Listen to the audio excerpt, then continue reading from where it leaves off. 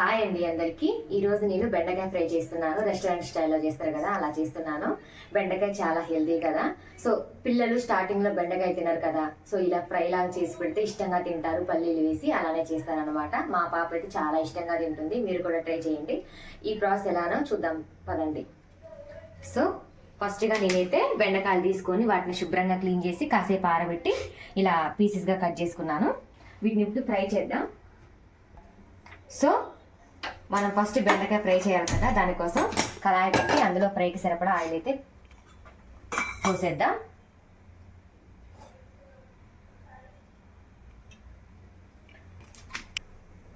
Oil heat అయిపోయింది. ఇప్పుడు మనం బెండకాయలు ఇందులో వేసేద్దాం.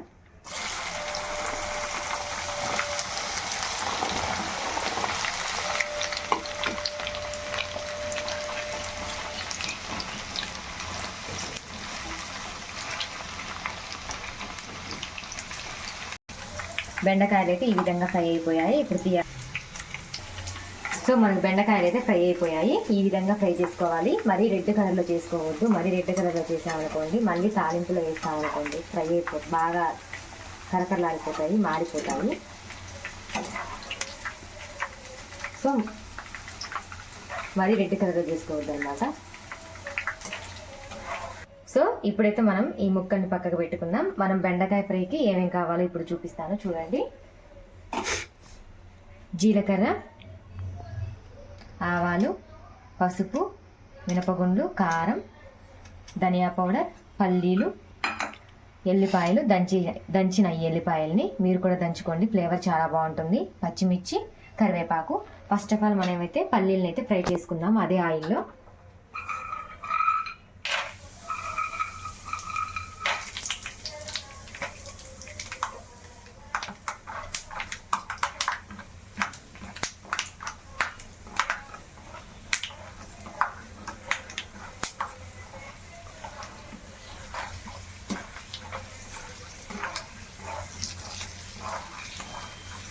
పల్లీలు అయితే ఎగిపోయాయి.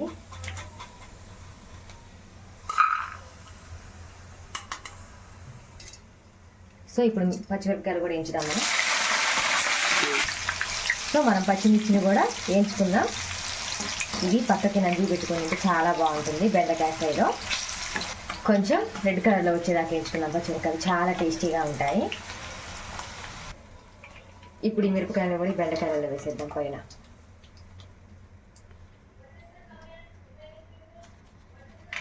కరివేపాకును కూడా ఇది ఆయిల్ వేద్దాం.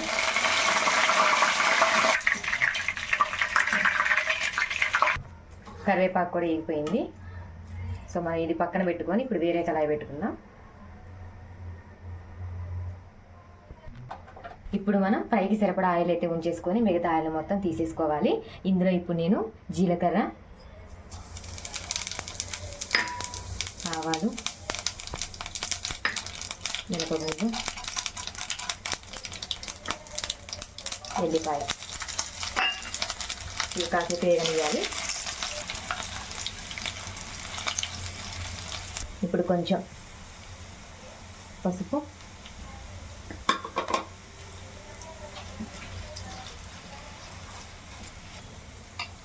ఇప్పుడు కొంచెం కారం. సిమ్లో పెట్టి వేయాలి కారం, లేకపోతే మాడిపోతుంది.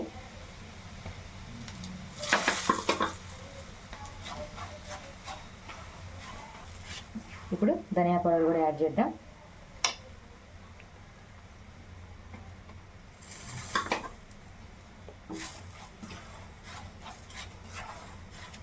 కొంచెం కారం స్మెల్ పోయిందాక నేను ఇట్లా తిప్పుకున్నా.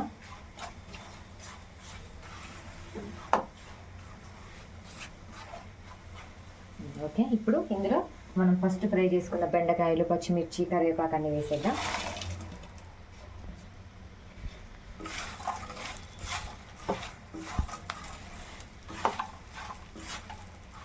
ఫ్రై చేసుకున్న పల్లీలు కూడా ఇందులో వేసేద్దాం. ఆరోగ్యానికి చాలా మంచిది బెండకాయ కర్రీ. సో ఎంతో రుచికరమైన రెస్టారెంట్ స్టైల్ బెండకాయ ఫ్రై అయితే మనకి రెడీ అయిపోయింది. నిజంగా చాలా రుచిగా ఉంటుంది. పిల్లలు కూడా చాలా ఇష్టంగా తింటారు. మీరు కూడా ఒకసారి అయితే ట్రై చేయండి. ఫ్రై కదా, కొంచెం ఫైనల్గానే అప్లై చేస్తే సాల్ట్ అనేది మంచిగా పడుతుంది, బాగుంటుంది, కలుపుకున్నప్పుడు మనకి తగులుతుంది అనమాట. లేకపోతే మనకి ఎంత వేసినా సరిపోదు సాల్ట్.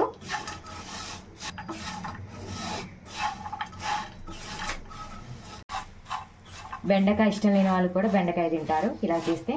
సో ఫైనల్గా మనకైతే బెండకాయ ఫ్రై రెడీ అయిపోయింది. ఇప్పుడు ఒక బౌల్లో తీసుకుందాం.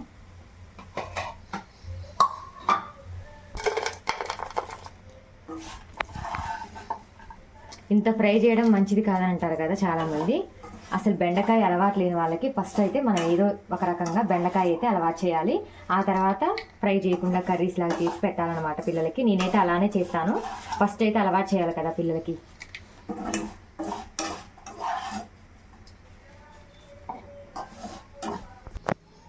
సో ఎంతో రుచికరమైన బెండకాయ ఫ్రై అయితే రెడీ అయిపోయింది.